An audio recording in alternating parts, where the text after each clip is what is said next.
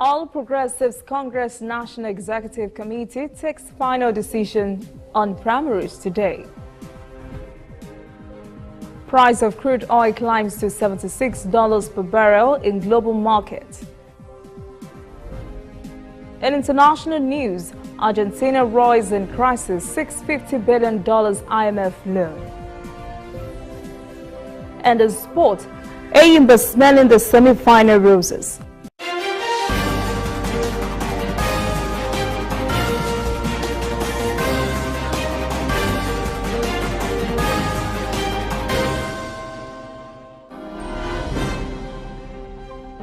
Made this announcement in Abuja moments ago. He said he was answering the call of Timinyu to have asked him to run for president. He will run on the platform of the People's Democratic Party. I am Olajumoke Olatunji. The presidency has explained why President Muhammadu Buhari has withheld assent on the Petroleum Industry Governance Bill.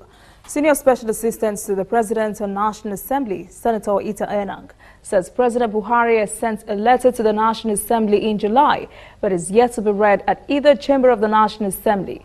He said the letters contain constitutional and legal reasons for declining assent to the bill. Enang said some of the issues raised are related to provision of the bill permitting the Petroleum Regulatory Commission to retain 10% of the revenue generated, a provision that would increase funds accruing to the Commission to the detriment of the revenue available to the federal, states and local governments.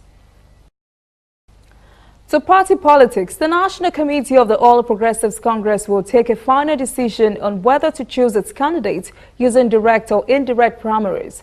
The party is also expected to deliberate and agree on the modalities for the nationwide registration and revalidation of members.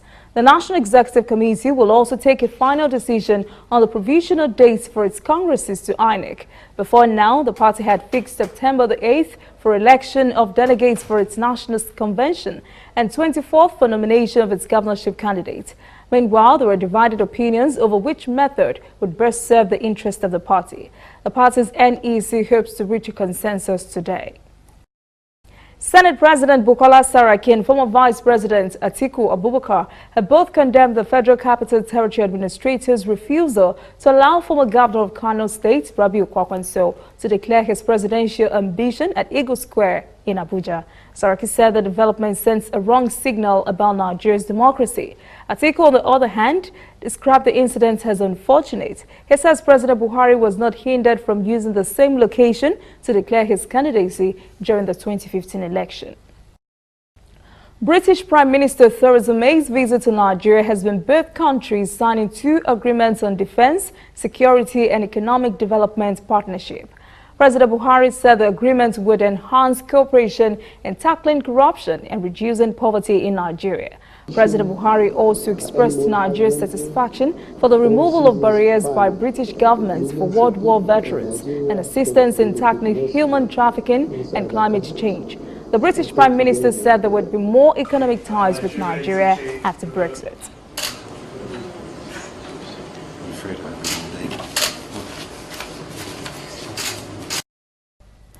We must warn you that the video you're about to see may be disturbing. Sadly, we have to report that more than 8 persons were killed when suspected herdsmen attacked churches and homes in Burkinladi local government in Plateau State. The police confirmed 95 houses were burnt and more than 300 cows stolen. The incident came barely 24 hours after a 2-day peace summit in Jos. A cleric and his children were said to have been burnt beyond recognition in their bedroom, while his wife was shot in the bathroom. So sad that they keep hitting Burkinladi over and over again. Let's talk business. The price of crude oil has risen to $76 per barrel in the global market following limited interventories in the United States and the resultant effects of Iran's sanctions. These rising prices have caused Nigeria's excess oil revenue to surge.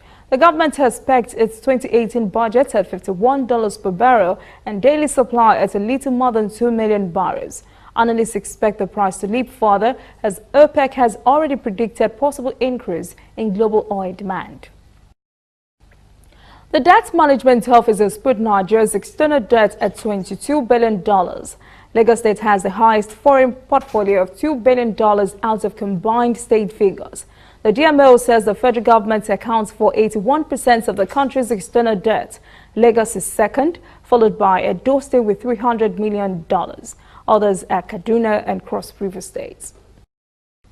3 years after facing a record-breaking $5 billion fine in Nigeria, MTN is again in trouble with the Nigerian government over alleged illegal repatriation of $8 billion from the country in violation of the extant laws and regulations. Nigeria's central bank says it's carried out an investigation into the alleged illegal remittances and has ordered a reimbursement. The alleged remittances were facilitated through 4 banks. CBN has also ordered the banks to refund the money with immediate effect. Back to Lagos, more than 1 month after Vice President Yemi Osinbajo visited Lagos Port and ordered a 72-hour joint operation by security operatives to clear the gridlock in and around Apapa Port. Little progress has been recorded so far. The area still houses several cargoes and containers trapped at the port. Stakeholders say the Vice President's order was cosmetic, worsened by the collapse of Apapa Oshodi Expressway, which has been neglected by the federal government for several years. The situation on the expressway forces truckers to use the Apapa Ijara Wharf Road, which is a narrower thoroughfare. The gridlock has also trapped for the past few days 32,000 tons of cocoa meant for export. British Prime Minister's visit to Nigeria was indeed short, but according to her, she had the best time. We believe so as well. After signing the agreements, the Prime Minister was spotted rocking some jackets made by a Nigerian fashion designer, Emmanuel Okoro from Abia State. Before arriving in Nigeria, the resume didn't hold back at a local school she visited in South Africa, where she danced.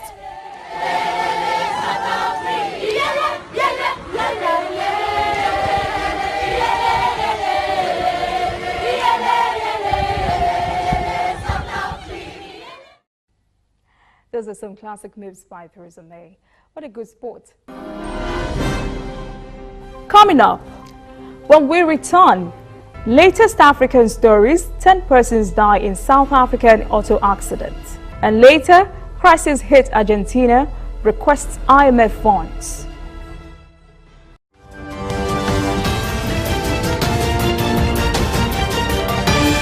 You are watching ANN.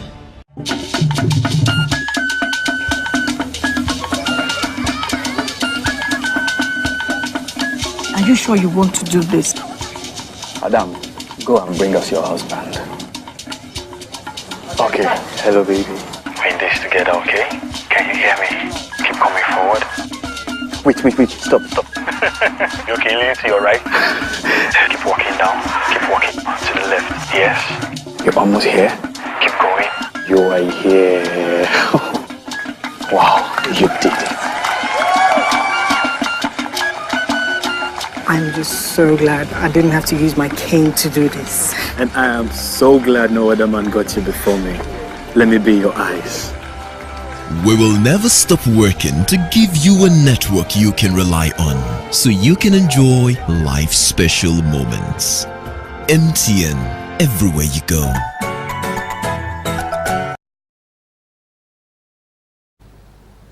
Welcome back. This is NN News and African News. 18 persons have died in a military helicopter crash on the outskirts of Ethiopia's capital, Addis Ababa.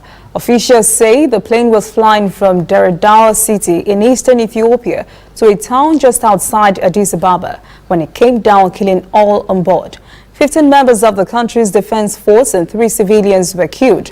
The cause of the accident is unclear. Officials say investigators and a search team have been dispatched to the area. A court of appeal in Senegal has upheld a 5-year prison sentence handed down to prominent opposition politician Khalifa Sall, the capital's mayor. He was convicted of fraudulent use of public funds earlier this year. The ruling bars him from running in elections next year, for which he had been seen as a potential rival to President Macky Sall. Khalifa described the charges against him as politically motivated. Immigrants have fled South Africa's main township, Soweto, following xenophobic attacks in which 3 persons were killed on Wednesday. Police say foreign-owned shops were looted. Violence broke out after locals accused a Somali shop owner of shooting a teenager and his friend who allegedly tried to break into his store. Police believe this triggered the chaotic scenes of looting and violence which spread to other areas of Soweto. Residents also accused shop owners of selling expired foods. A police statement said a total of 27 persons have been arrested. Many shop owners have now packed up their goods and are leaving the township, fearing further violence. Anti-immigrant violence has risen in South Africa against the background of high unemployment, with foreigners being accused of taking jobs from citizens and getting involved in crime. Meanwhile, South African traffic officials say 10 persons have died after a bus traveling from Cape Town to the Eastern Cape overturned in the early hours of Thursday morning. The accident occurred near the semi-desert Karoo region. 30 passengers were injured. The driver was said to have lost control of the vehicle, which then overturned. South Africa has a very poor road safety record, despite having the continent's most modern road network. According to official statistics, more than 14,000 persons were killed in road accidents in the country last year. Egypt says that security forces have killed at least 20 suspected militants in the restive northern Sinai Peninsula and the western desert. It says airstrikes destroyed 39 vehicles containing weapons and ammunition. In a statement on Wednesday, the military said forces destroyed 18 hideouts, weapon depot, dismantled explosive devices and arrested 83 suspects. Egypt launched a nationwide operation against jihadists 6 months ago.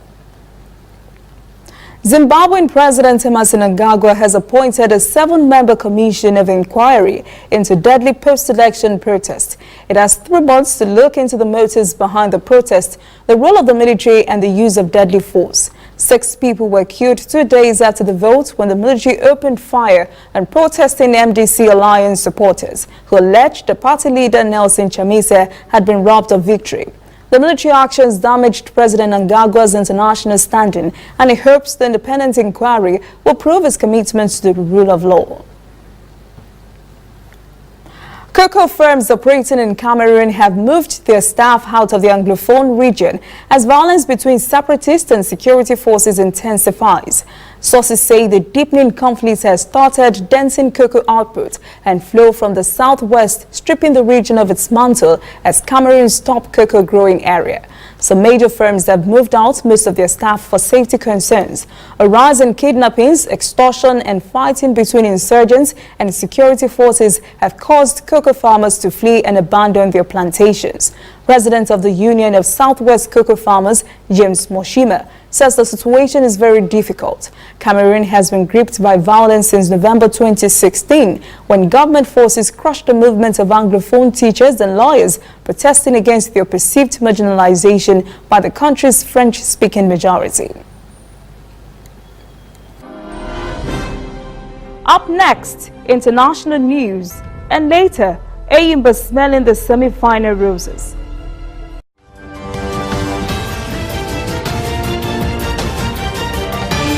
You are watching ANN.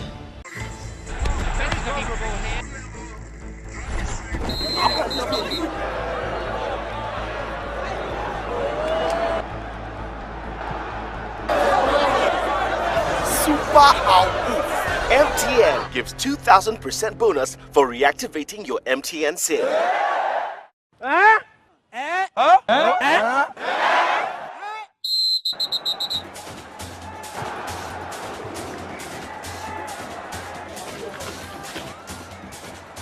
That's right.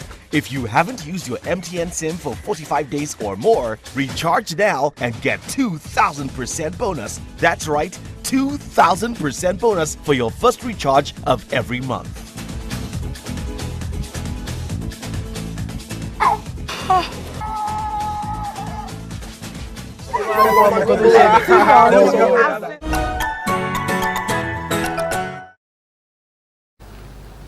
Welcome back. This is NN News. In global news, Argentina's government is asking International Monetary Fund, IMF, for the early release of a $50 billion loan amid a growing economic crisis.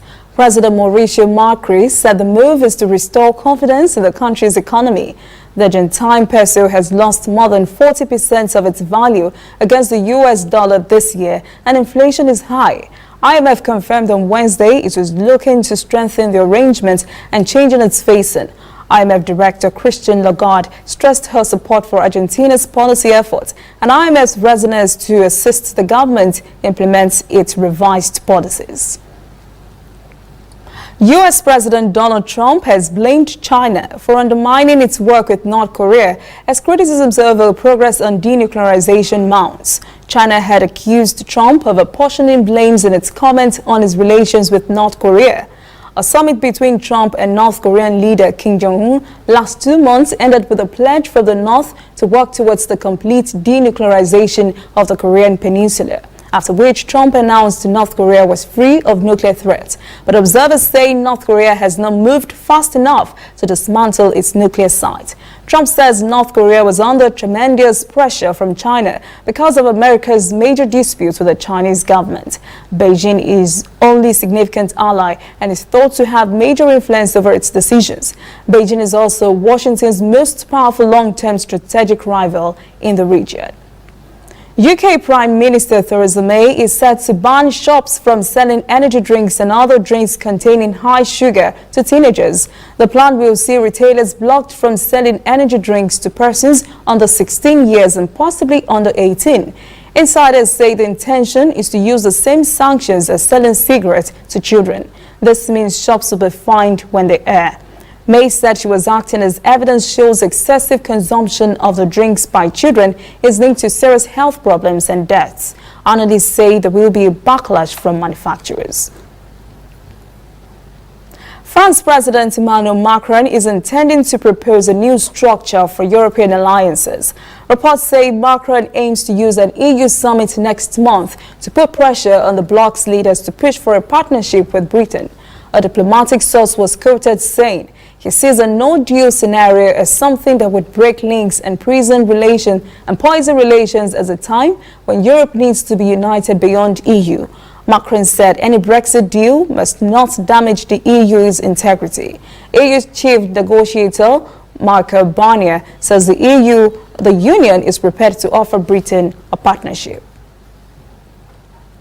Arizona Republican office said Senator John McCain will be buried next to his Naval Academy classmate and lifelong friend, Admiral Chuck Lawson, after a private service at the school chapel on Sunday. McCain's father and grandfather were buried at Arlington National Cemetery, but the war hero, congressman, senator, and two-time Republican presidential candidate chose to be laid to rest at his alma mater, the U.S. Naval Academy in Annapolis, Maryland. McCain survived nearly 6 years as a prisoner of war in North Vietnam, lost a White House bid to Senator Barack Obama, and became an outspoken critic of President Donald Trump. He died on Saturday at the age of 81. We move to sports now. Enyimba International through to the quarter-final phase of the CAF Confederation Cup after they secured a hard-earned 1-0 win over Congolese team CAR Brazzaville on Wednesday. Wale Alalade got the solitary goal for Enyimba at the stoppage time to snatch the crucial win over the visiting CAR Brazzaville team. Alalade shot off from Udok's free kick and at the time earned maximum point for Enyimba to qualify for the last 8. CAR Brazzaville have been toppled from the group leadership. They also progressed despite their defeat. Enyimba will be facing Rwanda's Rayon Sports in the CAF Confederation Cup quarter-final. South Africa's Bafana have stepped up plans to stop Nigeria from qualifying for next year's Africa Cup of Nations as the team's coach, Swart Baxter, has charged his players to whip Libya next weekend. The South Africans are set to host the table-topping Libyans in Durban next Saturday, and Baxter sees it as an opportunity for them to consolidate on their opening match day 2-0 win away to Nigeria in Rio. It took a 5-1 win by Libya at home against Seychelles to stop South Africa from topping the qualification group, from which only one team will qualify for Cameroon 2019. And Baxter says now is the time to put distance between them and Nigeria. Baxter has warned Bafana that the AFCON 2019 qualifiers will not be one-sided, as no team should be considered small any longer in Africa and global football. That's what we'll leave it this evening on ANN News. Thank you for joining us. For details on this and all the stories, visit our website, annafrica.net. Conversation continues on our social media platforms, Twitter, Instagram, and Facebook at ANN Africa TV. I am Olajumoke Olatunji. Have a great evening.